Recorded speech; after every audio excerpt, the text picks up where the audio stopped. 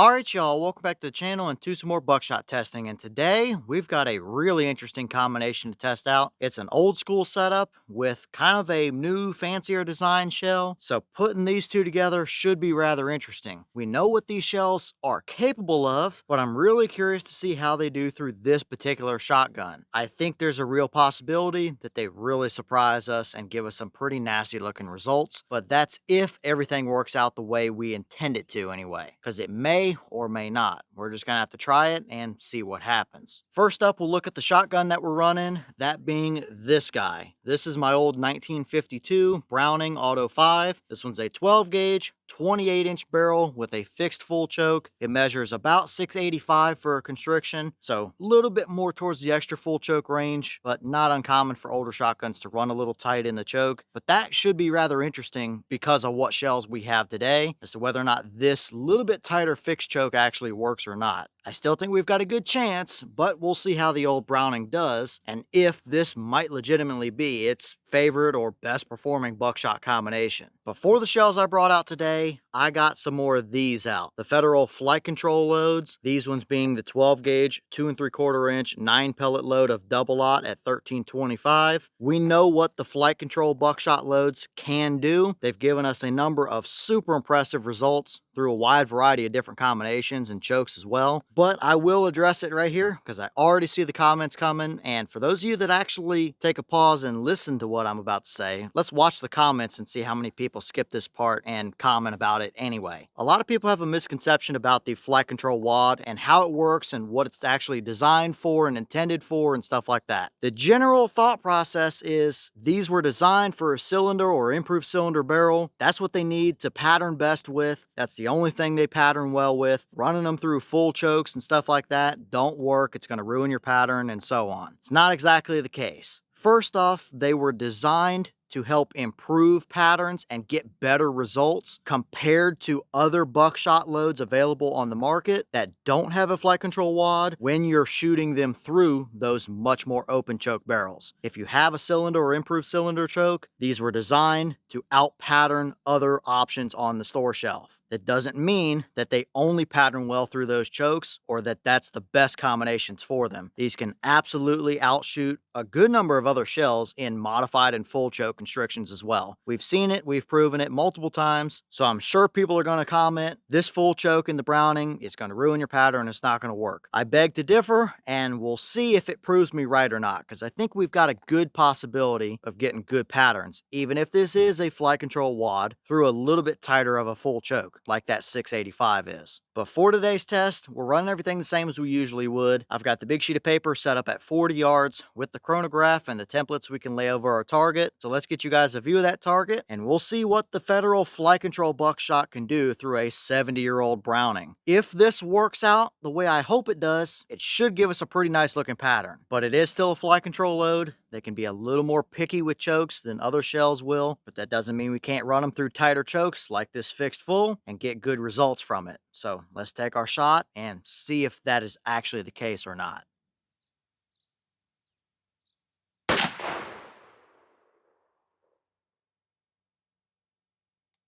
Okay, that shell gave us 1290 through the chrono. We have a boss claim of 1325, so we are a little bit under that, but still right around the 1300 mark. Very typical and perfectly fine for a loaded double-aught buck. Nothing I'm concerned with here, that's plenty of velocity. But did we get a good pattern down at 40 with those Flite Control loads through that 70-year-old fixed full choke Browning? Let's go check it out and see how it did. All right, so here we are down at our 40-yard paper, and like I suspected, we see some pretty nice results here overall. It definitely tried to condense itself down into a pretty nice little ball of shot. The white dot was the point of aim. We have a nice little clump of pellets up here with kind of two flyers down at the bottom left corner down there. Definitely that one at the far left, but this is still a very nice looking pattern overall. If we could have brought in one or two of those pellets, it would be even more impressive. But this is all 9 pellets on the target, and at 40 yards, the overall size dimensions of the pattern pattern are 14 inches tall by 12.5 inches wide. Our farthest two apart were 16 inches, and that's from this center one singular pellet up here at the top down to that bottom left flyer is 16 inches, kind of diagonal there across the pattern. And our tightest 7 pellets, which are the ones you see on the screen right here, excluding those two flyers at the bottom, are sitting right at 7.5 inches of spread for those 7 pellets. As usual, like I always say, anything under 20 inches at 40 yards is a very nice performing buckshot pattern. Once we get under the 15-inch mark, that's when you start getting pretty impressive. And I mean, we're right there at it. Diagonally, it's 16 inches, but everything else is under the 15-inch mark, whichever directions you want to measure it. So, I mean, that just goes to show right there that you can absolutely get very nice patterns from flight control loads in tighter chokes. That's a fixed full choke, but it measures 685, which is much more down into the extra full range. Now, if that was, say, a 690 to 695 fixed full choke range, would we clean up a couple of those flyers at the bottom and bring them up? Quite possibly so. Maybe this is starting to just tip over the constriction edge for what these like, but I can tell you right now, a cylinder or improved cylinder choke is not going to give you this pattern down here at 40 yards. It will be way more open. We've seen it on several occasions. So very nice on just the blank sheet of paper, excluding the flyer we have at the bottom. But let's throw a couple templates up and really get an idea on how this actually performed.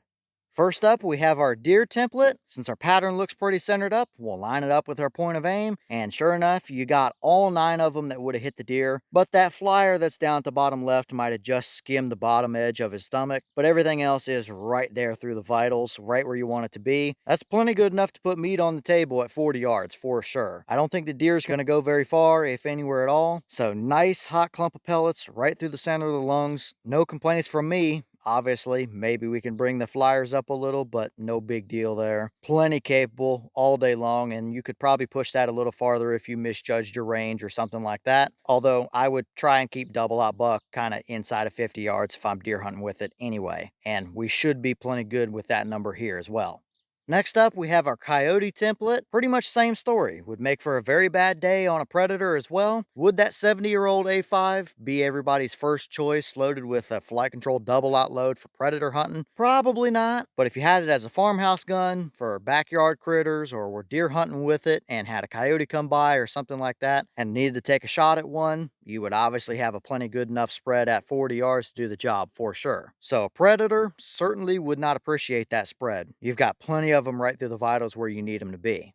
And finally, we have our torso cut out here. I guess I might have clamped that template up just a hair to the left, but doesn't really matter. We can still see exactly what we want to see. Obviously, we're not looking at this as like a 40-yard home defense type of combination or nothing like that. But for people that may not have a good reference as to how big different body sizes of animals are, might be more familiar with the tactical side of things out on the range or something, this is a regulation 18 by 30 torso cutout. And obviously, you would have at least 8 of the 9 pellets right through center mass. The 9th pellet is kind of hiding right behind the template at the bottom left. That's definitely the biggest flyer we have, but still nice solid clump of them right through the center mass where you want them to be. And I mean, I'll try and go in here and set my hand on the target so that way you can see a handprint size. Everything is, I mean, I can touch everything right here with my actual handprint. So having that right through center mass, even at 40 yards, is a very nice looking buckshot pattern. So no real complaints from me. If we want to nitpick it, bring the flyers in, but 685 constriction in that gun, probably a little tighter than what these shells ideally want. We have seen quote unquote nastier patterns from them at 40 yards through other full choke combinations, but they might have been a little less choke constriction as well. But that just goes to show you can absolutely tighten the choke down and still get plenty capable patterns at 40 yards out of a flight control load. Sure, they would still pattern better than any other average buckshot load at 40 if you ran them through a cylinder or improved cylinder, but this pattern is definitely better than what you would have if you had little to no choke constriction as well. So looks good overall. I definitely wouldn't hesitate to run it, that's for sure.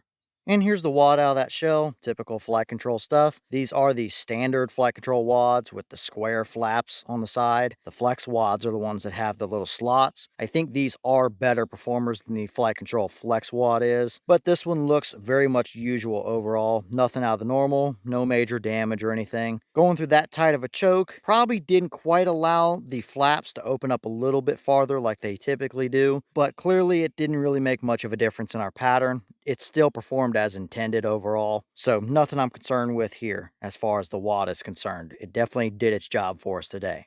All right, y'all. Well, what do we think about that result right there? Not a ton to really complain about. Maybe bring in one or two of those little bottom flyers down there in with the rest of them. But overall, I mean, you've got 7 pellets right there in a 7.5-inch little spread. I mean, you saw I put my handprint over it and I can touch and pretty much cover everything right there in the center of the pattern. So you can't really complain too much or argue about what that can do. I'm sure I'm still going to get the comments about how I don't know what I'm doing with the flight control buckshot loads, and that's fine. Go ahead and leave them. But for those of you that have been around for any length of time or have actually paid attention to what I've explained or seen any of my other videos proving that, then I think we all know how these actually work and what we can really get out of them. I mean, full choke, that's actually more of an extra full choke at 40 yards and still getting that kind of a result. I think the flight control loads are doing what they're supposed to do for sure. They can be finicky with different constrictions and chokes at times, but most of the time, they're a pretty reliable load to actually pattern pretty well. And that's what we saw here. I definitely wouldn't hesitate to run that combination out there in the field. Leave that as a farmhouse gun load, whatever the case is. If I'm deer hunting with it, it's certainly going to do the job, no question about it. But let me know your thoughts down below. Is that about what you expected? Were you a little surprised one way or the other? Have you tested any flight control loads through an older fixed choke gun like that? And if so, what kind of results have you seen? Is this a combination you would ever use as a farmhouse gun or actually take it out deer hunting or something like that? And maybe what other shells might you want to see us run through that old Browning that you think could be rather interesting or could potentially give us some pretty nice looking results? Let me know all that down below. But with that being said, I've got some more testing to get done for you guys, so I'm going to get back to it. As always, we have the channel Instagram as well as the mailbox where you can send stuff if you'd like. All the information will be in the description if you're interested in it, but I'm going to get back to it, so I'll see y'all in the next one.